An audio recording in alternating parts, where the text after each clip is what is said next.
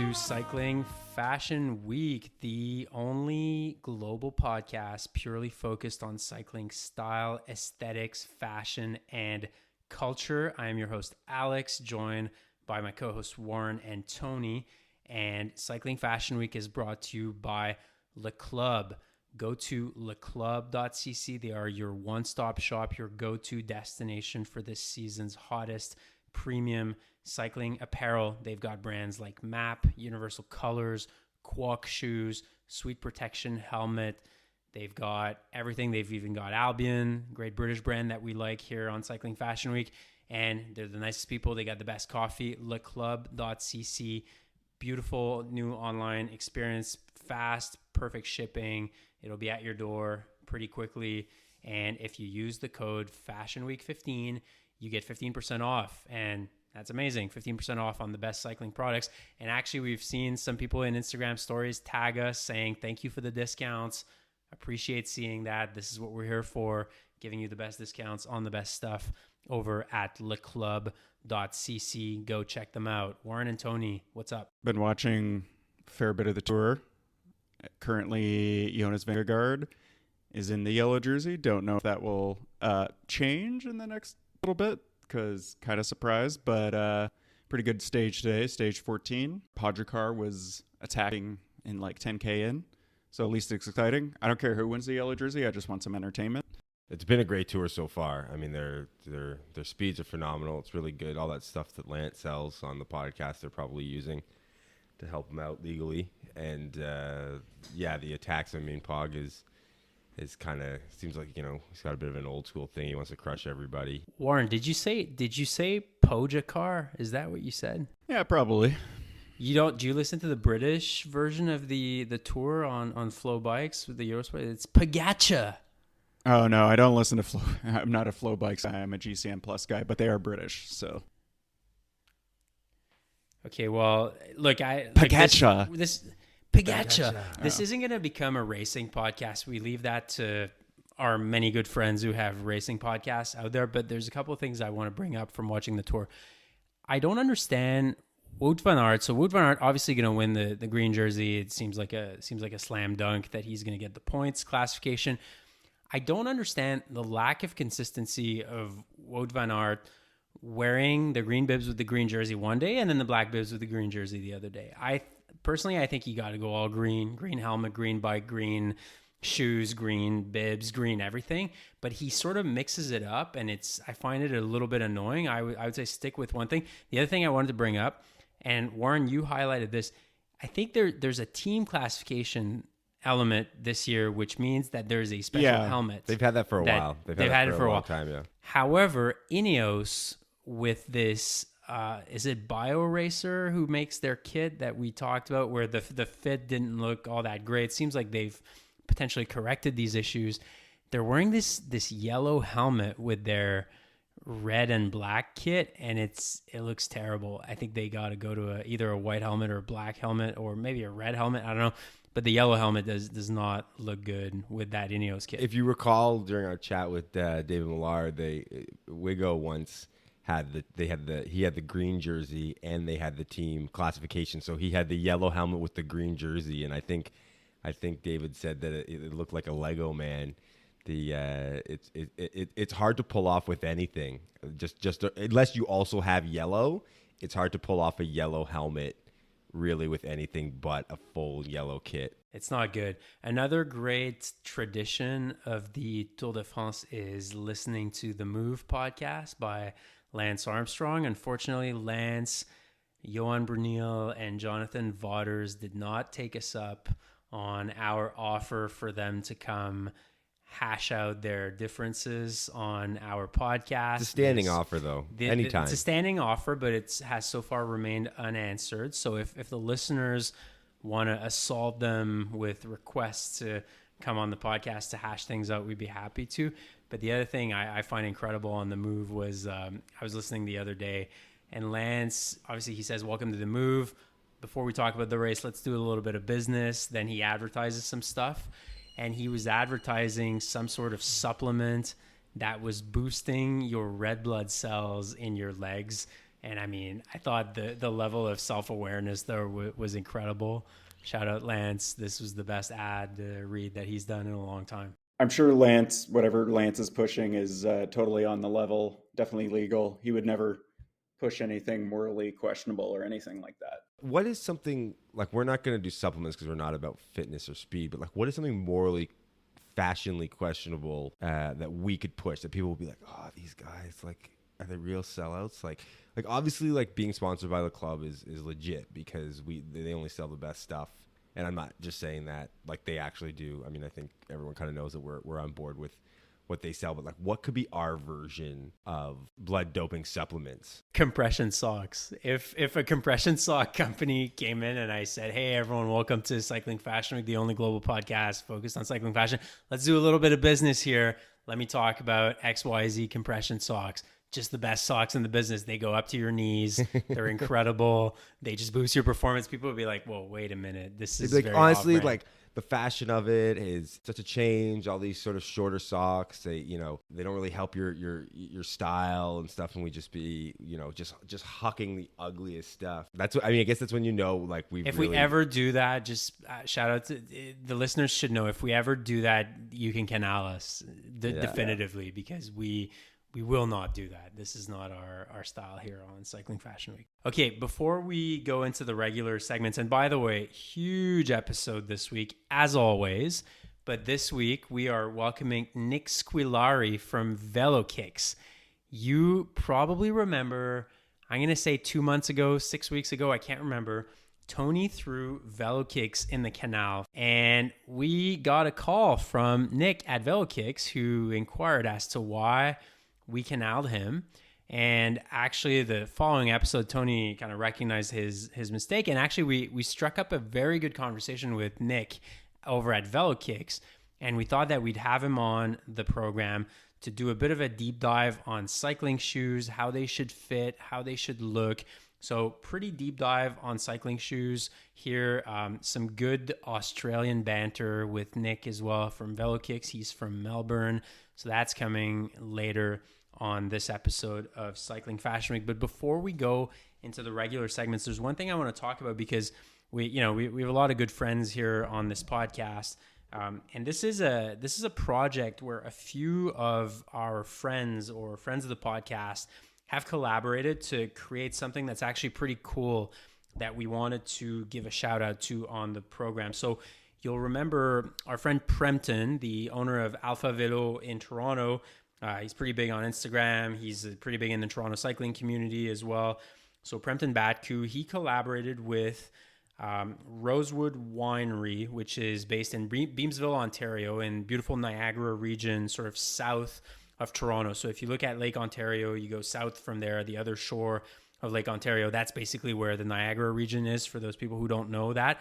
And region's got a microclimate. They produce a lot of wine, produce peaches. It's a pretty fertile land, and there's a number of beautiful wineries there, one of which is Rosewood Wine, and they are friends of the podcast, and they did something that we think is actually pretty cool, both aesthetically, but we also think it's amazing for a good cause. So Prempton and Rosewood, they designed the Unite with Ukraine Alpha Velo jersey, which is made by Q36.5, so very respected, highly technical Italian brand from Bolzano, Q36.5. And they made a jersey which has a pattern of traditional Ukrainian embroidery called Vyshyvanka. And essentially the proceeds of the sale of that jersey will go to provide support to Ukraine in the current humanitarian and the war that's going on with the Russian invasion of Ukraine. So it's a beautiful jersey, Vyshyvanka pattern. Jersey is white. It's got some sort of burgundy, pretty fitting for a winery, burgundy colored patterns on the jersey. It's made by Q36.5, so amazing quality.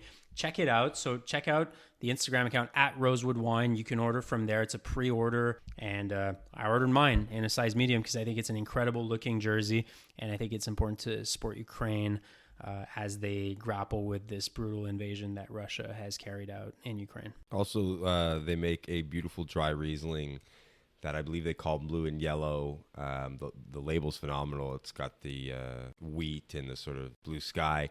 And I believe that that is also towards promoting awareness and helping the cause of the humanitarian issues and what's going on in the Ukraine. And I think the jersey's a great idea. I think it's fun. People are going to spend some good money on jerseys anyways. It's fun to be able to do that and support a cause. And then we love wine here. And honestly, the wine, the labels, forget about before Alex sort of taught me a little bit about wine, I only picked on labels. I'd be like, that label looks cool, I'll buy that wine, and it's not too expensive. Now the good thing about Rosewood is all their labels are so beautiful, but their wine is also great. So you get a beautiful labeled wine, and you're going to get a quality wine. Not to take away from the jersey or the cause, because I think all those things are great, but I did just want to highlight, Alex, that you talked about Lake Ontario, as if any of our listeners not from Ontario or Quebec would have any idea where Lake Ontario is. Well, it's one of the Great Lakes of North America. It's not. I would say it's the greatest lake of North America. We have a lot of listeners in Europe now, so that's true. That's all I'm saying. Well, we're giving them little geography lessons. We can talk about Huron, we can talk about Erie, we can talk about Superior, we can talk about Michigan. Just start talking about the lakes and what major cities use them as their waterway. Lake Fashion Week. Boo. Lake shoes. Lake shoes. Oh, and you're the writer, Warren. Okay, our first segment this week, the Panache Police. The Panache Police, very famous segment in the cycling world. It's where we discuss the hot button issues, the controversial topics. It's a crossfire. There's a lot of debate, and we just don't shy away from the controversy. And this week, Warren's going to introduce it. Hot topic. We talk a lot about gravel cycling and how we're not big fans. You should only do it on road bike. Well, last weekend, I was doing an event in rural Ontario, just north of Colborne, Ontario. You all know where that is. It's called the Reggie Ramble. Great event. It's actually tied to a kit brand called Reggie, which, tying back to our last episode where Tony was talking about how there aren't any kit brands in English Canada. They are one. And the Reggie Ramble is this big gravel event that's been going on for a couple of years, started pre-COVID and then came back last year. Anyway, I was doing the 200K ride, which is, it's 200K, 3,000 meters of climbing, really hard ride. I'll admit I was riding my cross bike. I know we say only ride road bike, but that's a lot of gravel. We don't need to dive in whether that's acceptable or not. Your cross bike stem is still slammed though, right? Sure. Yeah. And the noble lie. Anyway, something that came up in the event leading to the question, does anyone actually really like gravel? Because here I am signed up for a 200K gravel ride. So 200K of mostly gravel. There's a little bit of road, but it's either gravel or rough trails and single track. And about 25K into the ride, the start of the ride, pretty mellow. We were on some really easy gravel roads, not very rough. I've got a steel gravel bike, a Ritchie Swiss Cross, beautiful bike, by the way. Anyway, the gravel wasn't rough is my whole point. And then we rode that for maybe 10, 15K in a row. And then at one point we turned off onto this paved section, and multiple people it was still one big group to start. It hadn't blown up yet. Multiple people in this group, as we went onto the pavement, only 20K in, 25K in, we're like, oh, thank God, pavement. And I was just like, what? It's a gravel event. Wait, it's a 200K gravel event. You've barely even started, and people are already saying how great it's to be on road. Yeah, because nobody really likes gravel. It's all a scam. Well, that's the question I wanted to pose. Does anyone actually like riding gravel? Because, sometimes you'll go on a road ride on your road bikes, and people will be like, yeah, let's throw in some gravel roads. And then you get on the gravel road, and all everyone is trying to do is get the smoothest line. No one's riding the washboards. Everybody just wants the line with the least amount of gravel, even though everyone's like, yeah, let's throw in some gravel roads on this road ride. And then even this, it's a full-on gravel event. You got people on giant 50C tires, and everyone's like, oh, or not everyone, a large number, at least 5 people were like, woo. Oh, and I'm sure some didn't say it out loud, but I've had that on some gravel rides. Maybe more if it was less luxury gravel, more ATV track stuff, where I've gotten off and I'm like, oh, thank God. I think gravel has done a great job marketing itself. The gravel community, it's a community, supposed to be very positive and fun, and you drink craft beer and you wear your hat backwards and stuff like that. But the reality is it's just not as fun as road cycling. It's a lot more miserable. You're dirtier. It's more of a toll on your body. But people want to be part of it, and so everyone does it because they're told, oh, you gotta do. Oh, it's fun. You can race, but it's more chill, and it's all this kind of Colorado vibes. And then nobody really likes it, and they're all secretly thinking, shit, I'd rather go for a road ride. But marketing is important. I contend that there are two kinds of gravel out there. And I'm going to use a bit of geography for our international listeners here to explain what I call the gravel duality. And where I live in Quebec, the province is separated by the St. Lawrence River. There's north of the St. Lawrence River and there's south of the St. Lawrence River. Fuck, we're talking about waterways a lot. We love waterways. We love feet as well. This is a perfect episode for Cycling Fashion Week. North of the St. Lawrence River is a region called the Laurentians, the mountains, and the gravel there is really rough. It's like big rocks, ATV tracks, MTB type stuff, like mountain bike. South of the St. Lawrence River, which is where I ride mostly, region called the Eastern Townships, what would be called gravel there is more like a dirt road, like a finely sort of hard packed dirt road, which feels like a road ride basically. Like when I ride in the area where I have my house in the country, I always mix up pavement and quote unquote gravel, but I never actually need to use a gravel bike or a cyclocross bike because I can go on these quote unquote gravel road, which are essentially like hard dirt, just fine with a road bike. And to me, that is the kind of gravel that I like. If I need something other than a road bike, I'm not interested. I know what you mean. At this event, the Reggie Ramble, there was like kind of a little bit of all of that. So you got a big variety. After 200K of gravel, I don't really feel like riding gravel again anytime soon. And if you throw sand into the mix, like I just don't understand. There was a bit of sand. Like yeah, people saying, oh, dude, this was so sick. I rode in sand. Like, honestly, you're pushing like 400 watts just to keep moving. Like, I just don't see the enjoyment of that. And Tony's right. It's people wanting to be part of the lifestyle. The lifestyle is miserable, but people want to be part of it because they've been told they need to be part of it. And yeah, look, the one thing though, and Lance, I think in one of his ad reads, shout out my friend Lance, he makes a good case for it. He says, look, people are new to cycling. They don't want to be out there on the open road with cars that are maybe looking at their phones, not paying attention to the road. And very often there's an element of truth there that the gravel roads are just a lot less busy.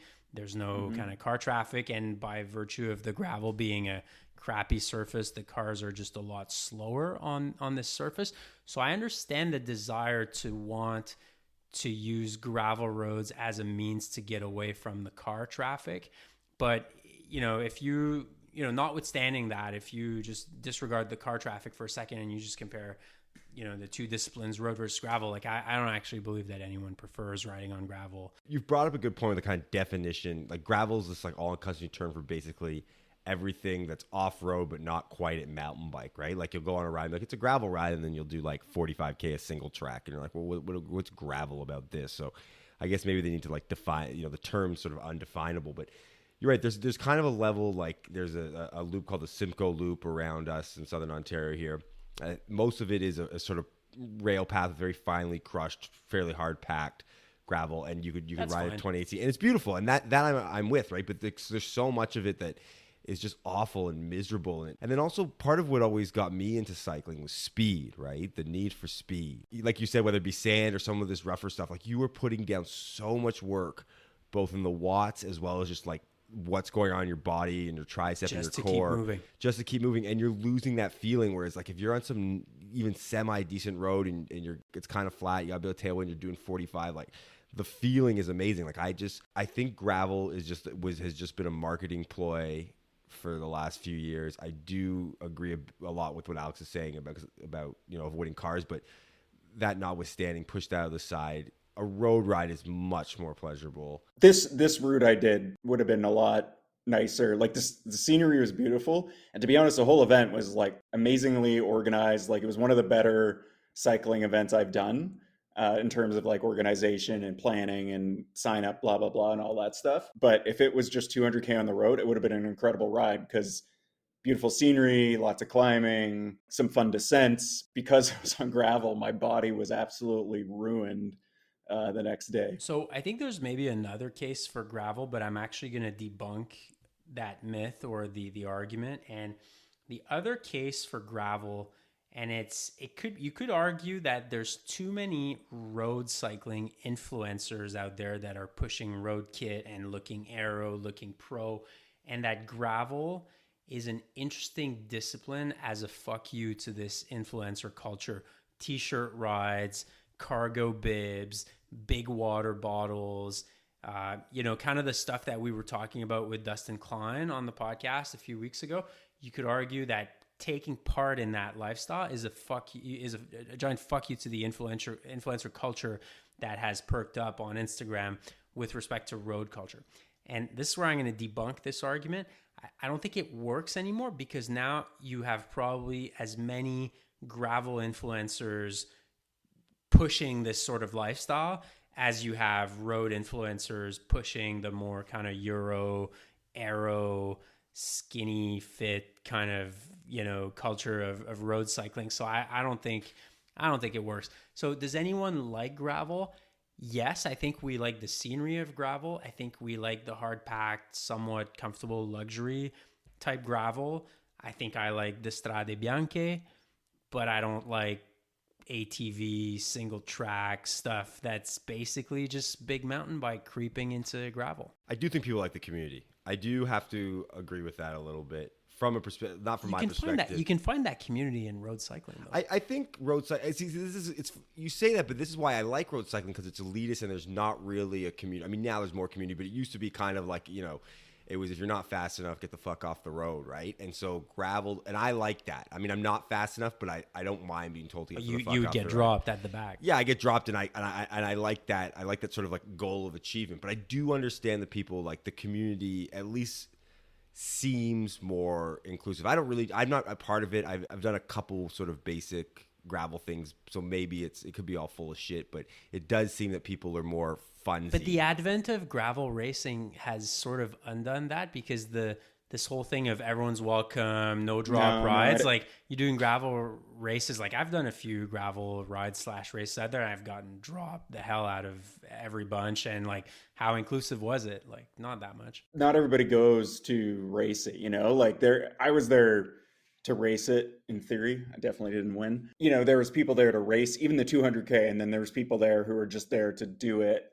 and like enjoy it and vibes and community and all that. So I don't think it's still there. And I feel like if it were a road event, everybody would be there to like race it. You know what I mean? So I don't think that racing gets rid of the community vibes. It's true, right? I mean, now it's not really fair for me to compare Unbound to the Tour, but Unbound, there's, top people and pros who race it, but the average Joe can just try and finish it. I mean, you're not, the Tour doesn't also have a recreational side where you all start off together. There's l'étape du Tour, right? Yeah, but I'm saying like you all start off together, and then the pro peloton pushes you aside, and you just try and get up the end of Alpe d'Huez yourself or whatever. So there is that kind of thing where it's like it's a mix. But I mean, for me, I'm just not into it. I want elitism. Like, even though I'm definitely not part of the elite, like I want to strive to it, right? I want the aspirational. Yeah, elite. I'm aspirational. I spend too much time on Instagram. I want that. So I don't need the community, but I'm stepping out of myself here, and I'm realizing why others would like the community. And I think some people, I mean, let's just boil it down to this. Gravel is the craft beer of cycling. Nobody likes craft beer, but everybody feels they need to. See, I actually do like craft beer. No, you don't. Yeah, I do. No, you don't. You'd prefer a Coors. I'm actually considering getting rid of my cyclocross bike. My father actually had his bike stolen recently. I offered him my cyclocross bike, and in the end, he didn't take it because it was too small for him. But I was going to just give it to him. I just don't need it. That's sort of where I want to be at, but I'm not going to be at. I'm going to keep my cyclocross bike. I'm going to keep racing cross. So I think I'm going to get rid of it just as a statement. Yeah? Will you literally throw it in the canal despite the pollution? Maybe we could do like an Instagram live of me throwing my giant TCX in the canal. All of this aside, I do think nobody really likes gravel, but if for some reason you think you do, Reggie Ramble's a great event and I would recommend it. But I mean, it's gravel and you probably won't like it because nobody likes riding gravel. Also, catch us all at D2R2 in Massachusetts next year. Okay, for our next segment, we have a special guest this week. We are welcoming Nick Squillari, or Nick Squillari, with an Italian accent, the founder and owner of Velokicks, the Australian shoe brand. They make some beautiful custom shoes, but they also make white shoes as well, so just your regular kind of cycling shoes, but pretty interesting company. And so Nick joins us from Australia. And actually, well, first of all, Nick, welcome to Cycling Fashion Week. G'day. Thanks for having me. Love the Australian greeting. I think it was our first good day, even though we've had other Aussies on. So it's true, and I'm glad that we do, because I like a good Australian accent. And I guess, Tony, why don't you tell the story of how we got in touch with Nick from Velokicks? We alluded to it on the podcast. I'm going to say like 4 or 6 weeks ago or something like that. I believe it was the Attacker. It was the Attacker episode. And I've been clear here. I don't do a lot of research. This is a hot takes podcast, not a facts podcast. Sometimes I just think of things and say it. And so I was throwing something into the Canal, which I still, maintain is Canal worthy, the item. But in doing so, I threw Velokicks, Nick's company, into the Canal with no knowledge that they were of what they really were, that Nick had started a shoe brand making some really nice shoes. I kind of just thought it was an Instagram account, which we'll talk about, but which is where he started. And so, as we know, this is an internationally renowned podcast. And so it got around and eventually made its way to Nick, and he messaged us while riding Zwift, actually, which I was quite impressed with. So that was actually hilarious. So he sent us like seven voice messages in our DMs on Instagram. He was on Zwift at the same time, so he was like breathing really hard at the same time. A few Australian profane expressions made their way into the messages, and I actually thought it was really funny. And then Tony got back to him and eventually kind of struck up a conversation, and here we are. Nick's on the podcast today. But I have to say, the voice messages while on Zwift, that's what got me. Well, I mean, they're probably on OnlyFans now or something like that. I would imagine, with the profanity. Some people are into that. I felt really bad because I should have. I mean, maybe we have to put a little bit on Nick for having his Instagram account not push that he makes these beautiful kicks, and that it's focusing a lot on the painting and stuff. And so I was unaware, but we talk about big mountain bike and the big brands and stuff. The last thing we want is to shit talk a small brand, especially shoes, because we had Quack on a little while ago, but as far as I know, unlike sort of kit manufacturers and even sort of bespoke bikes, shoes is one thing that doesn't seem like a lot of small companies are getting into. It seems like it's something that's still the majority of people, even if they've got a small batch kit or a custom frame bike, they'll still be wearing S-Works or Physiques or something. So it's cool to see a smaller company come out and make some really nice looking shoes. So Nick, let's actually talk about your background in making shoes. Like first of all, we ask that question to everyone, but I think it's relevant when discussing people's brands and how they started. Like, how did you get into cycling? What's your background? How did you get into this? Well, cycling itself was part of rehab. I think like most people, I rode a bike as a kid, rode to uni, those kind of things, as a commuter. But played football, soccer in uni days, and managed to have surgery on both my knees. Had a ACL reconstruction on one and an arthroscope on another, and the rehab from the ACL, that was the second one. And I actually thought I'd be allowed to swim before I'd be allowed to certainly come back to any sort of running or anything. And they said, well, no, the first thing you're allowed to do is ride a bike. And I was just like, well, that's easy. I've got a road bike at home, and hated the idea of swimming. Yeah, just started rehabbing from that, really. I wasn't going to go back to running, too much pain in my knees. I was already a podiatrist. I'd been a podiatrist since I went straight from school to uni. So already had the podiatrist background up and running. And yeah, like it started from rehab, and then a couple of people go, oh, maybe you should race. And so it's actually great that you're a podiatrist, because as our frequent listeners know, Warren loves to talk about his feet, and Tony actually loves to talk about Warren's feet. So there's some weird foot stuff happening on this podcast. So the fact that you're a podiatrist, into cycling, did a shoe brand, I mean, this is just perfect Cycling Fashion Week content here. This whole episode's going to be about feet. So aren't you happy, Warren? And this is perfect for you. Very, very. So, okay. So, all right. So, and how did the brand start? So you're a podiatrist. You got into cycling through rehab. Like, when did you start to come up with a shoe brand, and what was the idea there? Well, I took a little bit of a sabbatical from podiatry and became the front of house and the bike fitter for Baum Cycles, which you guys will know through the Canadian dealer Blacksmith, and was doing their bike fit, and so started paying a lot more attention to all elements of bike fit, but especially the shoe component, the interaction with cleat position, shoe choice, all that kind of stuff. So as a podiatrist, you're always looking at people's feet and what they're wearing and how they're walking, and that carries over to how they are on a bike. And I feel like I'm playing straight to Warren's loves here.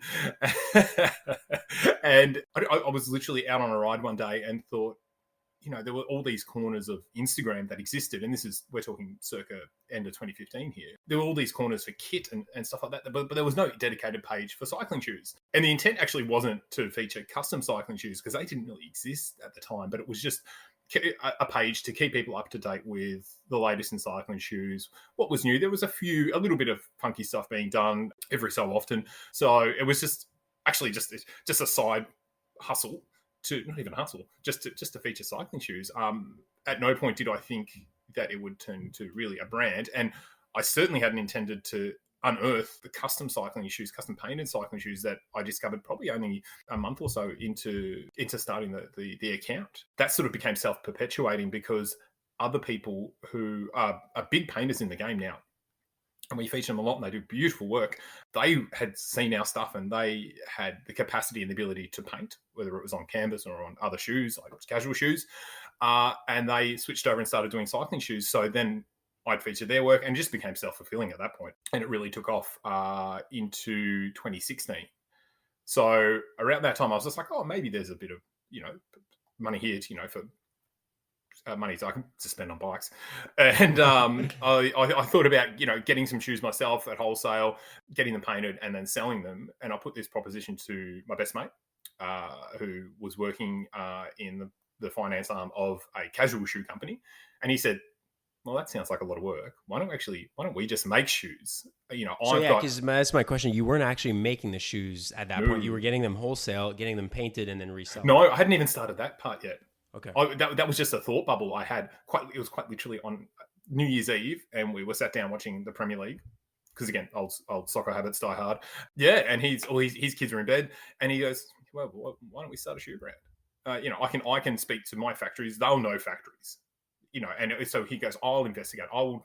There'll be only a couple of degrees of separation here to find a factory that makes cycling shoes. So he reached out through his network. We found a factory, and started from there. And that was how it was launched. We had our season one, which was a pretty wild color to begin with, and then our Blanco laces, and that was meant to be the blank template because a lot of this artwork was done and is still done on laces because there's just so much more space. Styles are convenient, sure, but they take up room, especially on the outside of the shoe where you want there's the most pop for the art. So, and if it's a smaller shoe, the dials obviously are still the same size. So in a relative sense, they're taking up more space. When you were deciding that, after the conversation, okay, we're going to start our own shoe company, like I sort of mentioned off the top there's not a lot of people who do sort of smaller batch cycling shoes or shoes in sort of in general, because my understanding is typically you have to offer quite a large size range to be able to, as opposed to sort of a small to extra large, you might be going from a 38 up to a 47 or something. So there's a lot of inventory you have to deal with. What was it besides your podiatry background that made you think like, okay, we can do this? Like, we like the painting. I know feet, I know shoes, but like I can make this a business that works when you're dealing with a lot of big players, right? That most people out there are going to be wearing the big players' shoes. My background would be and is the differentiator. There's a lot more that we provide in terms of service to people who email in and customers who ask about things about their fitting.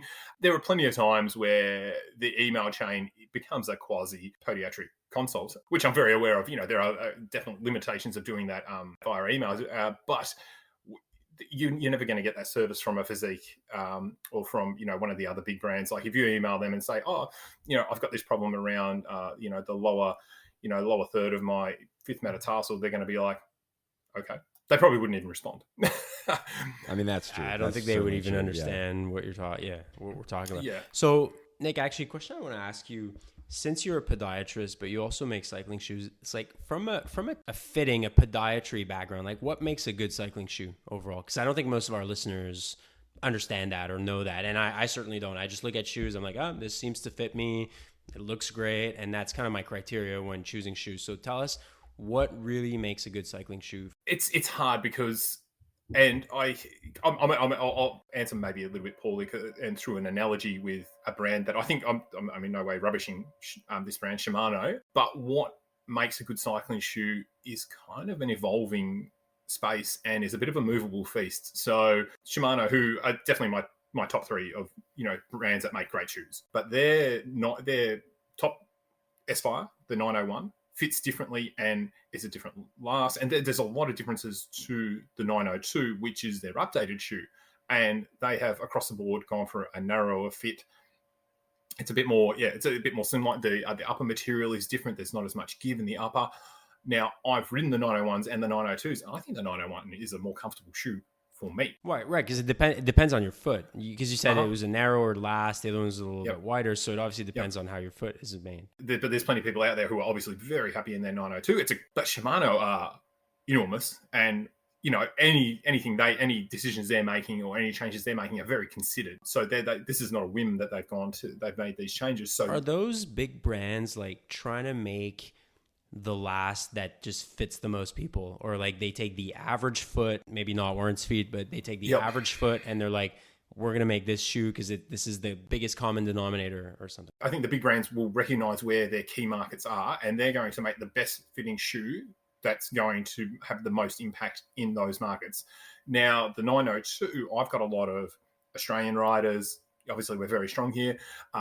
American riders as well who have come to me and said, look, I bought the 902 in the wide, and it's narrower than my previous 901s in the wide, and they're just like across the board. People are just like, it's a narrower shoe. I need something with a wider shoe. There are other populations like some of the Southeast Asian populations that are just like 902 is great. Like they will have a slimmer fitting foot. Not speaking across the board, but as a generalization. So the 902 is terrific for them. The S-Works 7 is terrific for them.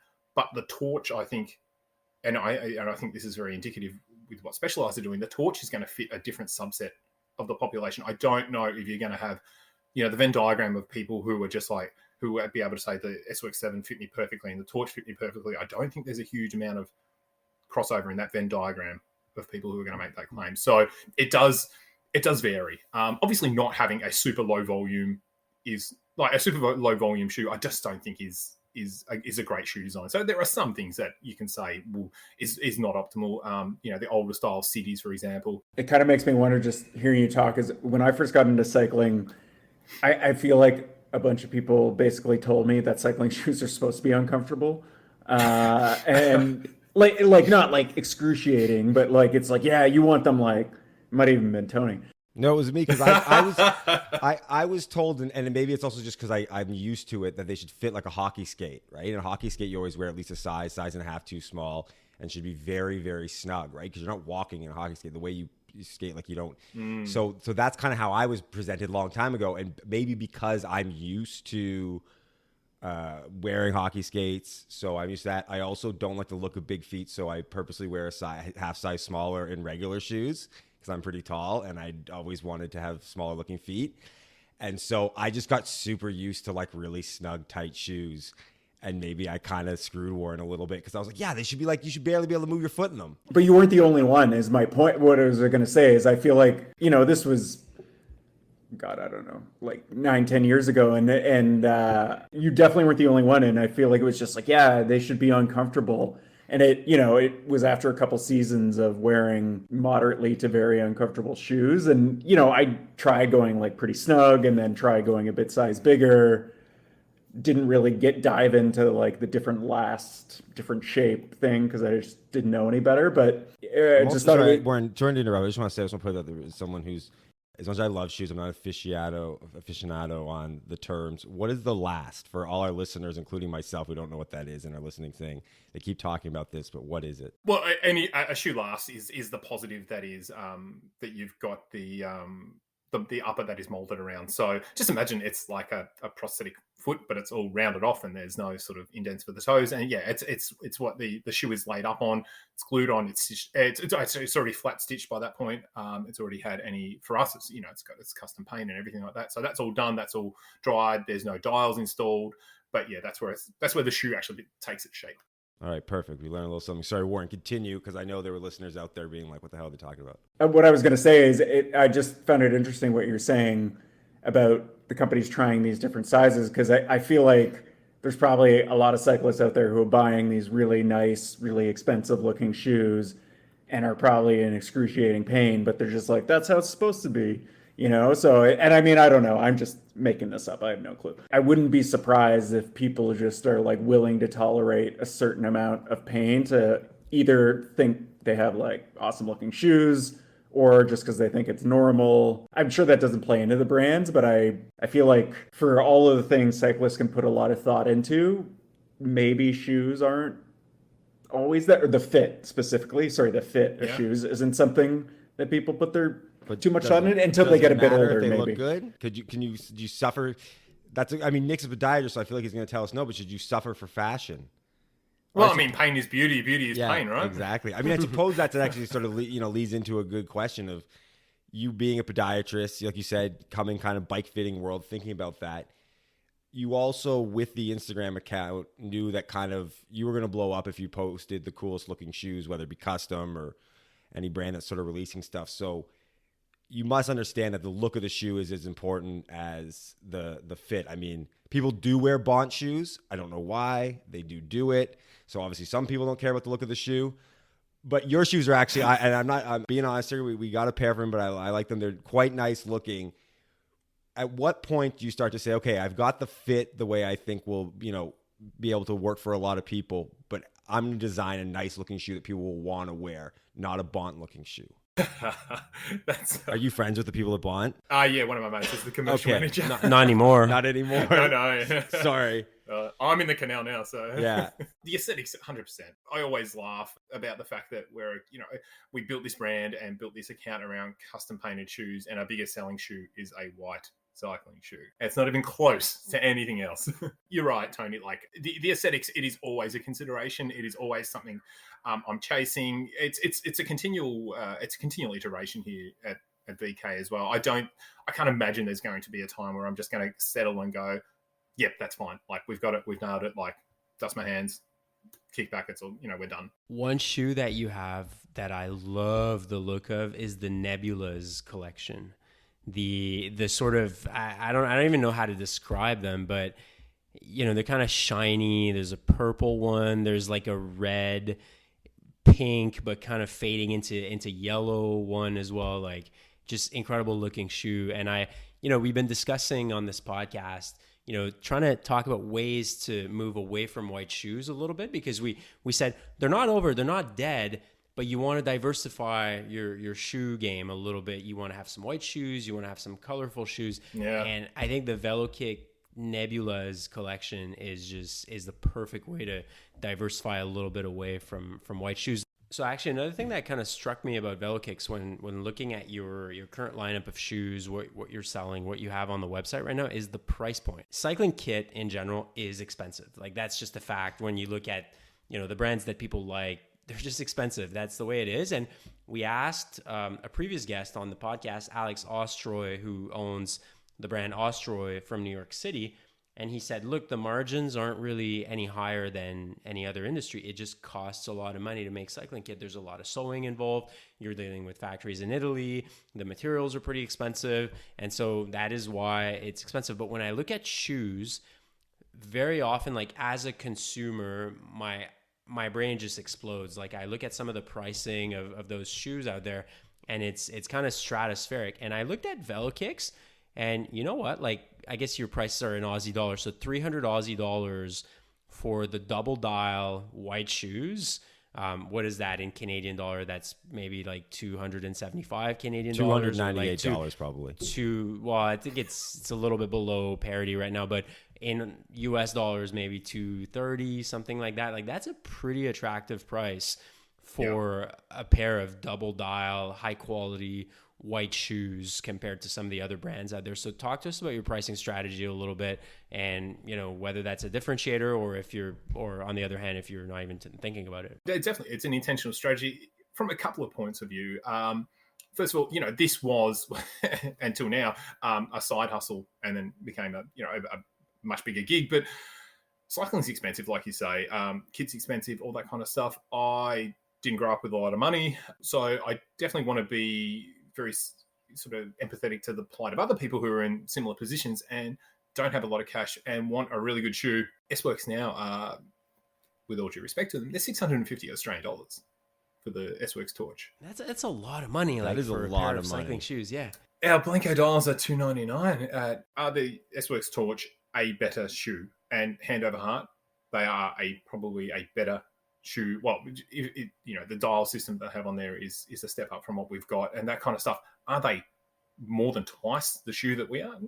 Not a chance. You mentioned your dials, like the dials on the Velokicks, which are not BOA branded, which, because we used to say just BOA's the dials, but I've actually found, I believe their A-top to be, not surprisingly, functionally very good, but they even have a little feature that the BOAs I have don't do that I actually quite like, and make it easier when loosening. So, is BOA just pulling the rollerblade tissue? They're the marketing. They're the biggest name kind of out there. Maybe I don't know if they were first to market or whatever. So like we used to say, you got to have double BOA. And then since speaking to you a little while ago, we switched to double dial because we realized we don't want to give BOA that credit. But like, is BOA, when we think BOA on all the shoes, is it because they're actually superior, make and manufacturer, or they just got first to market? They're what we think of, and we should really be sort of not thinking, realizing you can get some top quality shoes with non-BOA dials. Definitely a bit of both. I've got I speak to the main guy, one of the main account managers, one of the top guys in Colorado, Pat at BOA. He terrific guy. He reached out. He was just like, let's get on a call. Like probably some of the most friendly interaction I've had in the cycling shoe industry, really. So he's a terrific bloke, and they put a lot of money into researching and to developing their dials. Their new Ally 2 range is excellent, and their after-sales service is also really great. Like, you bust a BOA, which would happen not infrequently, because I've had plenty of shoes with BOAs. I think we all have. You just email them and they send out new dials. So their whole ecosystem is really, really well done. Like Warren said, what I love about the A-top dials is you just go counterclockwise and it loosens. Yeah. Whereas with BOA, that doesn't work. You got to pull up, and sometimes it's a little bit harder. So I don't know. I've ridden both. The A-tops are just fine. And I, like Warren said, if it's double the price, it's probably better. I don't know. It's certainly not twice better. A-top were founded within, I think, about 12 months of BOA. That's the crazy thing as well. They have been doing dials for a long, long time. They're a successful shoe brand. Big shoe, like Northwave, do not use BOA. And I'm pretty sure Northwave styles are custom run, because you can get custom runs from A-top, and they'll do a custom run for us. We just need to order 200,000 dials. Just on the price point, I didn't want to, even though I brought up the dial thing, I didn't want to go too far away from that, because I want to ask, because you mentioned, the shoes probably aren't twice as good. I mean, or no chance really, and I believe that. I just don't think any pair of shoes is worth $700. I wouldn't expect you to know, but do you think it's a mix of the upcharge for the branding, or are they using like really fancy materials? Like, look, I think Specialized with like their I'm just blanking on that really light upper, which was just 100% Dyneema. They put a fair amount of money into R&D, and they're also on my podium of best shoes. So at some point they've got to pay the team for this development, and and for pushing those boundaries. And that RS shoe, there would have been a lot of development dollars to go into that. That's a design. It's kind of like a basketball shoe, but it's not, and it's been adapted for cycling. Like that, it was a lot. And I saw pics of that, spoiler pics of that on the feed of like Legion boys. 12 months out from when they were. More than 12 months from release. So they were working. It took a long time for them to work on that. They need to kind of recoup that in a way. So there's that element to it. S-Works is also now a premium brand. So they're charging that price in part because they can. Now, Warren, you say I can't spend $700 on shoes. Is $7,000 for a bike, though? That's a reasonable amount of money to spend on a bike. Yeah, fair point. Fair point. It's more, I guess, to me, cycling shoes don't necessarily last as long as your bikes No, they last. don't. And I don't think by spending $600, I'm going to get a pair of shoes that last any longer. Well, this is why you see all those people with like the lace-up Giro Empires from like 9 years ago because they spent $450 on them and they don't want to give it up. And so they're just like, you see someone they're just falling apart. They're usually the like orange and black or the metallic blue or something. You're thinking, man, just get a new pair of shoes. And you can see they can't bring themselves because they spent so much money on that shoe that already wasn't that nice to begin with. But can I just a quick PSA when it comes to shoe? Of course, we love running info. overtime here, but looking after your shoes, as important as it is to wipe them down and stuff like that, and just kind of keep the grime away.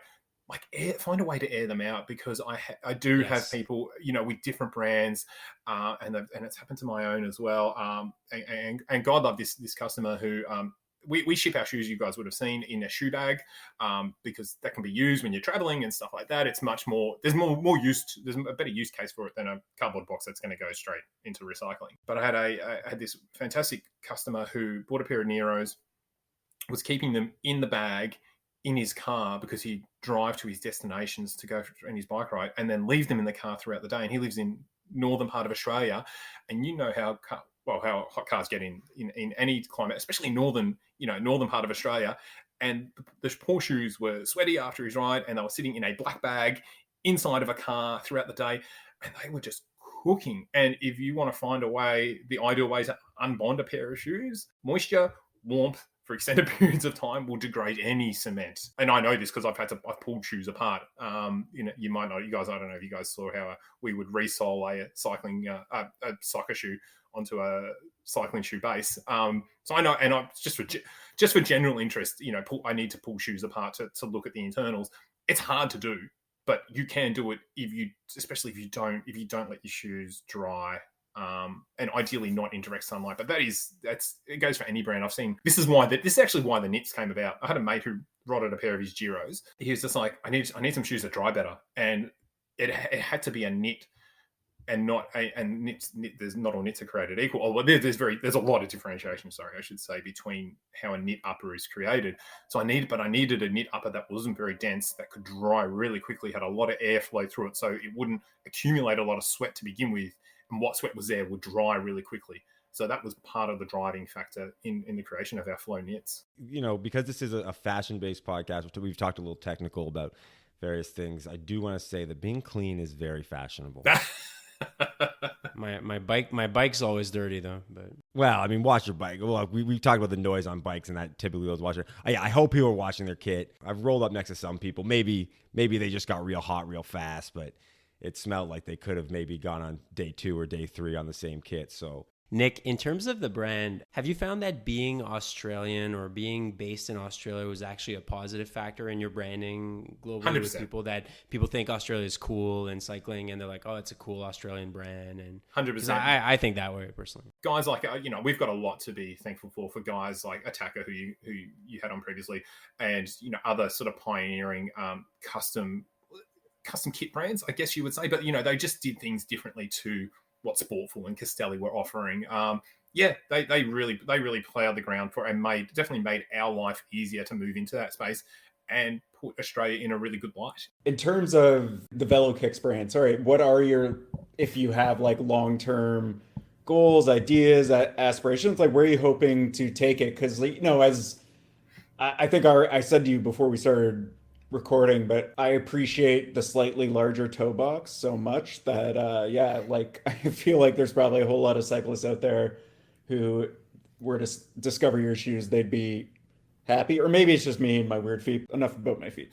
What are you hoping to do with the brand going forward? We definitely we're kind of in a situation where we're just like, do we go and chase a distributor into, say, somewhere like North America? Is it going to be worth? Is that going to be worth it? I'd be happy to talk to some distributors because the sort of the demographic of the North American cyclists, how their feet, the size of their feet, it's a great match, as finding a great match for the fit of your shoe and the design of your shoe and the upper and the elements that you're appreciating in the shoe, a wider fit around the toe box, it's a great match for Aussie feet, and Aussie feet, it would seem, have got a lot of similarities to North American feet. We're a taller population. I think it's English speaking feet. That's the problem. I'm Australian and Canadian, and my feet are very average and comfortable. And I noticed no toe boxes. All these terms are new to me because I just put a damn shoe on and walked away. I just want to say, Warren, I love your wide toe box, Warren. I have to say. Now it sounds salacious. Now, I also think places where you're riding in heat is definitely going to need a shoe with a bit more of a generous upper, because feet swell. Like it happens. Point, yeah. There's nobody's feet who don't swell. So if you're, in parts of, say Northern England or something like that, or certain parts of Europe, you're not really riding in, stuff over. Sure, your feet can swell in mid-20s temperature, but, in Australia, mid-30s, it can be 30 by 9 a.m. If you're in a narrow-fitting shoe, that's pain. Yeah, so we have an interesting climate for that, because we have some of the most extreme temperatures on both sides, like extremely hot summers. In some cases, it can be 32, 33 degrees, and you're riding in that. But then you might also be riding in November where it's below zero. So it's difficult to make one shoe to rule them all in the Canadian climate. Yeah, we've got some Canadian ambassadors. Look, simply because I just want shots of our shoes and the amazing vistas. Like, just especially, it's really good right now to be stuck in Melbourne winter and just be reminded about how beautiful and sunny it is in Canada at the moment. That's really doing it for me. I mean, that's what all influencers have made their bones, right? By going from whatever's bad to wherever's good, right? A Danish person, they go to Copenhagen, or they go to Girona in the winter, and they look nice and stuff, and they just make everyone jealous. So you flip through their pictures, and it's a cycle of influencers. I don't want this interview to turn into another episode about trashing influencers. We do that enough, but yeah.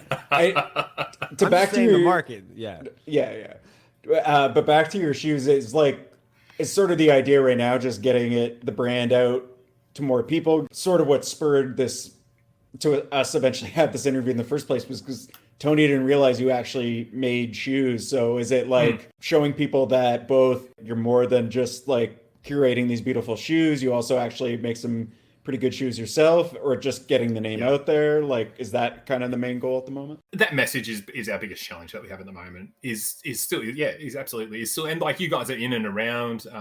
It's not like you're looking at it from a 10 mile high view, even with your admitted lack of homework.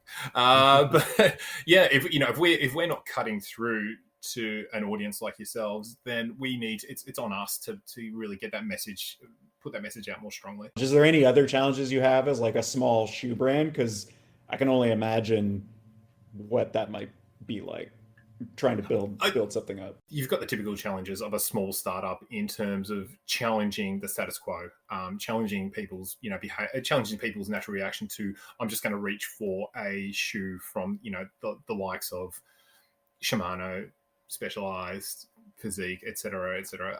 It's just getting that cut through and getting the that status and that verification that these are great shoes and they're worth considering.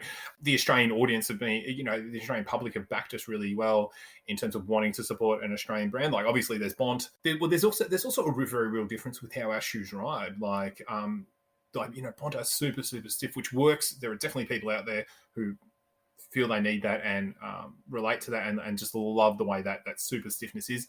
But I couldn't ride them. I had a pair myself years ago, and yeah, there's definitely a subset of the population within Australia who want an Australian branded shoe, or people overseas who love the idea of an Australian company but don't want that the way that sole feels. That's our biggest challenge is to cut through. And we will be helping you do this by recording this podcast, and people will listen to it. And they can message us, they can message you. Obviously look on the website, velokicks.cc, and they'll see all the beautiful shoes you make and the different options that you don't have to go with the big brands. All right, Nick, let's wrap up. We always do that with each guest that comes on Cycling Fashion Week. We do the rapid fire questions. So we'll just send you a bunch of rapid fire questions that usually have two answers. You give us one, the other, quick explanation why that is. Move on to the next question after that. All right, maybe actually that first one, Tony, why don't you do that one as our resident Australian, because that's some inside baseball Australian knowledge there. So the first one is Yarra Boulevard or Beach Road, which is two very popular roads in Melbourne. for cycling. So Yard Boulevard or Beach Road? Oh, I'm 1,500 meters from the Bully. It takes me 5 minutes and I'm there, so I'll take the Bully. That's right. So good. We abbreviate everything. Yeah, but you like Beach Road though. Give me because I liked it. Actually, this just makes me think when Nick sent us those Instagram voice DMs, I think he was actually the first one to use canal as a verb. He said, "You canaled the shoes," and I thought this guy is great. He's got to come on the podcast. Like, you actually gave us some vocabulary for Cycling Fashion Week. All right, next one: dials or laces? I'm a laces apologist. I'm sorry. Interesting, contrarian. Yeah, they're so comfortable. Oh, I disagree. I find that exactly what you're talking. I did have a pair of lace shoes. Now, they weren't like top end shoes or anything.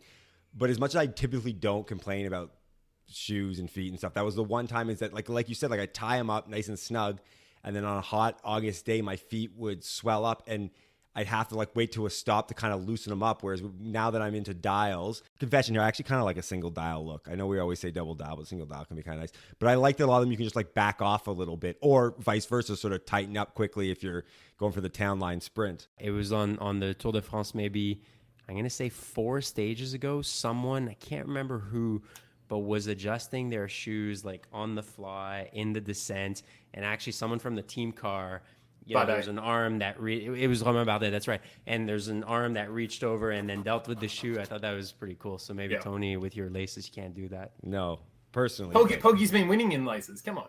Oh, It's true. Well, not today. anymore. We're recording this on right after stage 11. Yeah, by the time this episode comes out, things might have changed. But huge win for disc brakes, not such a huge win for laces. Okay, next one: S-Works painted as Nikes or Physiques painted as Adidas? I feel like you don't have to answer. I feel like I planted this one a little bit to see have a little fun with our original.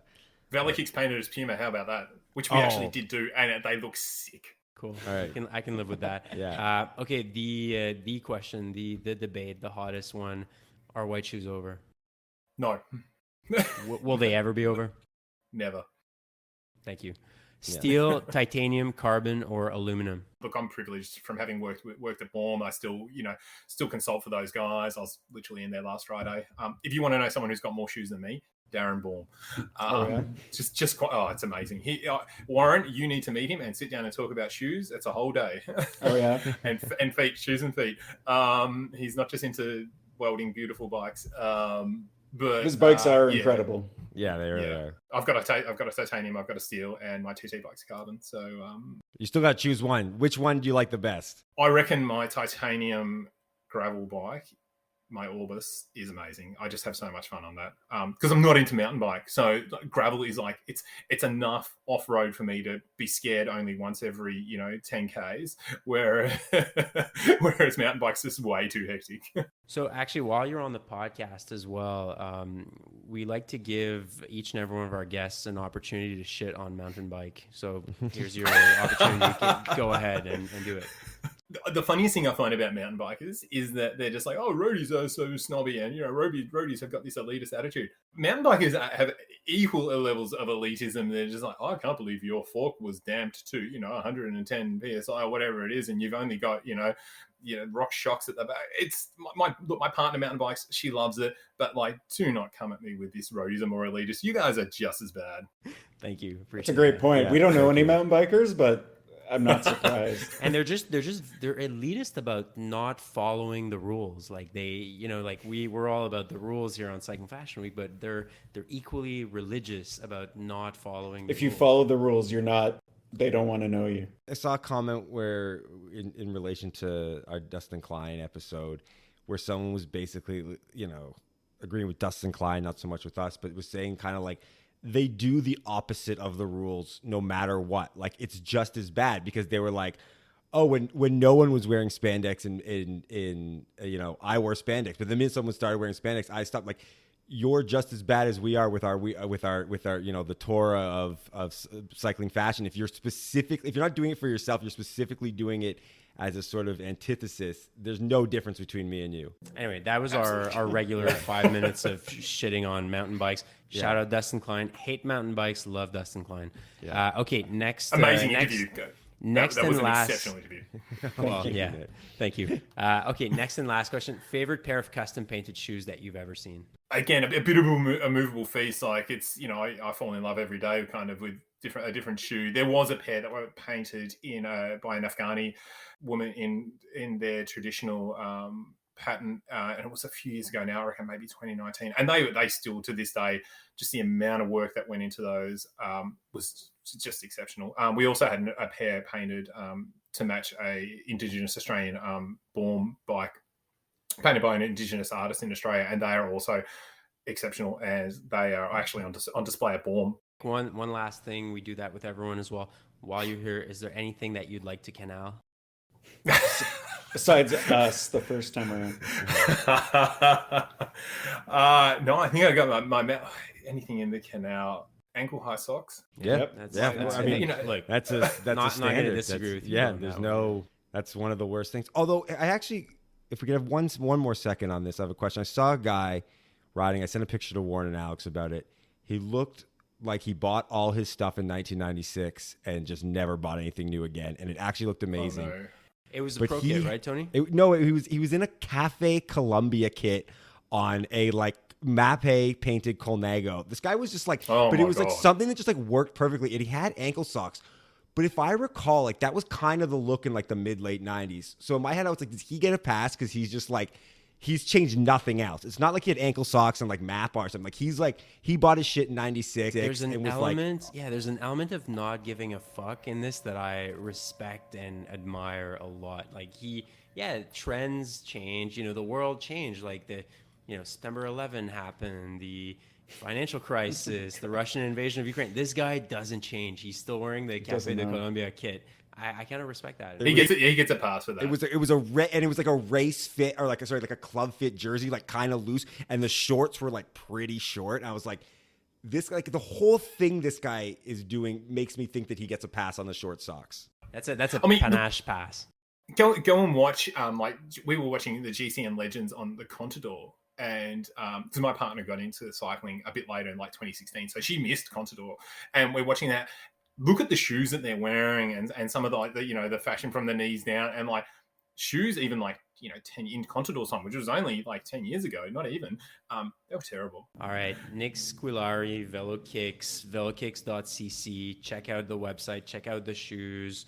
Great shoes, great price point, really interesting colors, interesting paint jobs on the shoes, but also just your regular double dial or lace up white shoes as well that you can get for a pretty affordable price, ships worldwide. So Nick Squillari, thanks a lot for coming on Cycling Fashion Week. This was great to have you, and you're now a friend of the podcast. Oh, thank you for having me. You're also a friend of my feet because I like your shoes. So this is the last shoe company we're ever doing because I can stop hearing about Warren's. Yes, well, hey, look, maybe Warren might be the perfect test pilot for other uppers that I have to, he's my canary in the coal mine. Like if something's bad, like his feet will find it. Yeah, for sure. All right, Nick Squillari, thanks very much. It's great to have you on. Take care. Yeah, thank you.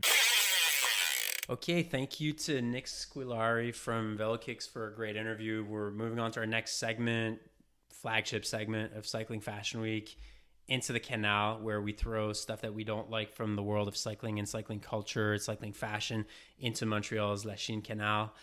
Or the reverse of a canal is called a camélien, where we want to highlight something that we really like from the world of cycling, cycling fashion, cycling culture. That's called a camélien, which is named after Camélien Oud, which is the hardest col in the entire world, right here in Montreal. I'm actually going to start this week, guys, with my Canal, and controversial take, maybe. I don't know how many people are going to agree with me or disagree with me, but I'm just going to put it out there. I'm going to throw the summer into the Canal, and it sounds like a bit of a hot take here. I don't want to throw the entire summer, but riding in the heat, anything above 27 degrees Celsius, for me, is in the Canal. I can't do it. It's too hot. I am sweating. I get dehydrated. I become forced to use 75 centiliter bottles, which, as we all know, per the rule book, are in the Canal. You got to use the 50 centiliters or the 500 milliliters. It just gets too hot. You got to use those big bottles. It looks awful on your bike. You get these white spots on your kit. You start to cramp up. The padding inside your helmet gets all dirty. You got to wash it more often. I do my best riding in the fall, in late September to mid-October, when it's like 10 to 15 degrees Celsius outside.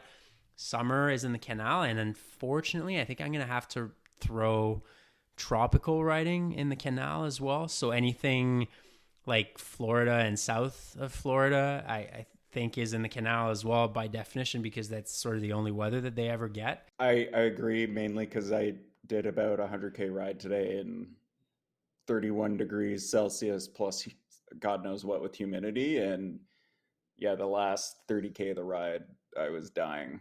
We did a very long, it was 185 or 190K gravel ride a couple of years ago, me and Warren and another friend of ours. And it was like, it must have been July or like early August. And it was so hot. And we were like 5K away from the finish. And I just like stopped on the gravel path and like laid down. And Warren had to go get me like a Coke and an ice cream sandwich. Like, and it was purely the heat. Like my fitness was pretty good. Like I think if it had been, 5 or 6 degrees cooler or maybe a little less humidity, a little less sun. That's another thing about gravel. A lot of times there's no trees lining these gravel paths and you're just getting pelted by sun. Anyways, and it's just like, it makes every ride so much harder. It is it is really nice when you get you don't want to be cold, but you get a bit cooler, just sort of comfortable in a short sleeve jersey and some bib shorts. Fall riding is the best. No, because fall riding to me still sort of associates a long sleeve jersey. Maybe I love fall kid though. Short bibs with long sleeve jersey. It looks incredible. It's a nice look, but it's a lot of work. All right, Tony, what do you got? I have something from a listener. She messaged us on Instagram, and she said she loved hearing our hot takes on the call, which I don't even really know if we had a hot take. I just don't really get where they came from, like what their backing is. They sort of showed up out of nowhere, and everyone was wearing them, and they sponsored every Strava challenge and stuff. Anyway, so basically she was saying that her husband wears the call, which blows me. I mean, she's a listener. Hopefully her husband's a listener, and they should sort of understand. And so this is Alexis Walker, and she said, if it slips that Michael Tatarski has been thrown into the Canal in the next podcast, I wouldn't be mad. So I'm going to throw Michael Tatarski, and he's partly a proxy.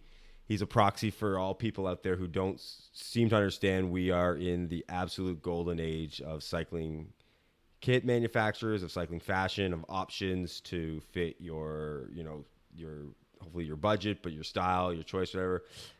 So also for maybe about 30 seconds, I'm just going to name cycling brands that are better than the call. This doesn't mean there's more than just this, but just so like if anyone's kind of like trying to kind of compile a list in their mind. So you could be wearing Albion, Attacker, Map, God and Famous, Encore, or not. Café des Cyclists, Chapter 3, Universal Colors, Panormal even. Tony, how about Spexel? Specs, honestly, probably below. No, I put it above. I put Spexel above because it's because at least you don't really know it's Spexel unless you like touch it and it kind of burns your hand or whatever. But like the call also like does big advertising and it's a real sort of like sign of who you are. And so, anyways, yeah. I mean, there's a million more brands. If you ever asking for recommendations or a brand, or you just kind of tell us, you can DM us. But just so Michael Tatarski knows, the call is in the Canal, and he's in the Canal for wearing it. Like, go and buy some of there's just so much option, and you can get artist design series, you can get minimal kits, you can get pastels, you can get earth tones, like you can get just anything you want. So there's no excuse to be wearing the call. And also, someone tell me, because I could probably Google it, but I'm not gonna. Where Lacole, like who's backing it? Like, is it who's like is it Target? It's like who's like a Walmart rival that's like the Walmart boys bought Target. Rafa. Let's just start that rumor. Yeah, Target's behind Lacole. Yeah. Also, they go in the Canal as well because this is still actually me throwing Michael Tatarski into the Canal, but just like kind of Lacole sort of part of it is I believe they're actually a British brand with the French name, and I don't like that. Okay, so Michael Tatarski, you're in the Canal. I don't love that the Canal section is going into ad hominem attacks like this, but hey, it was a request from a listener, and it's just the kind of people we are. We go the extra mile for our listeners, and Tony delivered this week. Warren, what do you got this week? It's going to tie back to the the event I did again, but it's not the event itself. It was in planning for the event, my nutrition, if you will, because I was attempting to do it, not racing to win, but trying to do it in like, a decent time. I wanted to minimize the amount of stuff I was carrying. I would never run with a bar bag. I'm not going to carry food that way. Anyway, the way the event was designed, you go through the start finish area twice in the 3 loops to do the 200K, so you can restock there. It's actually nice because you can bail as well. Yeah, it was great. And I did not bail. I probably would have, but I definitely would have. So anyway, I didn't want to carry a lot of stuff. And so a friend of mine who she had done Unbound earlier this year, and I was just asking her, like, how do you feel a longer ride? Like, obviously this is not Unbound, but she recommended this like mix to put in your drinking bottles. So like, it turns your water bottle into like 400 calories. I'm just throwing liquid calories into the Canal. I'm sure it works for a lot of people, but for me, it did not agree with my stomach. It made me gassy and want to vomit. It was effective. It worked. It did the job, but I'm going to throw it into the Canal for making me feel like I was going to barf. Personally, it's not for me. And then I told her afterwards, I told my friend that, oh yeah, my stomach didn't really agree with that. And she's like, yeah, that kind of happens. And I was just like, so that's kind of, I guess really what I'm throwing is gravel racing in the Canal, because if you have to drink liquid mix like that and then you feel sick and that's normal, why would you do that? Gravel's taken on like the wrong portion of the suffering of cycling. Like suffering when I started riding, it was, and I've given a chameleon to the book, The Rider. And, there's like a beauty in the suffering and in the road cycling suffering, it's like the suffering of your legs and your lungs and your heart and sort of pushing yourself. Whereas gravel riding is like not like a kind of beautiful suffering. Like it's a real suffering. Like it's like your body's achy because you're like, you're shaking and stuff like that. And then, yeah, you've got to like shove these like awful calories you don't want to have down and stuff like it. Maybe we should just do like one whole 5-hour long episode about how awful gravel racing is. Because like now that now that you've opened the can of worms, all I can think of is sort of bad stuff. We should record it while riding on gravel, and then people will hear how fucking bumpy and chattery it is, because our mics will be going like, ugh. Okay, that's it for another episode of Cycling Fashion Week. Thank you, Tony. Thank you, Warren. Thank you to Nick Squillari of Velokicks for the great interview, focused on cycling shoes, focused on feet. Warren was very happy.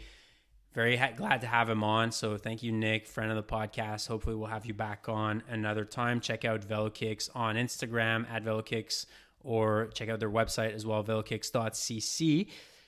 We are, as always, sponsored and brought to you by Le Club, leclub.cc, the best website out there if you're looking for cycling kit that's premium, that's elite, that looks good, that has panache.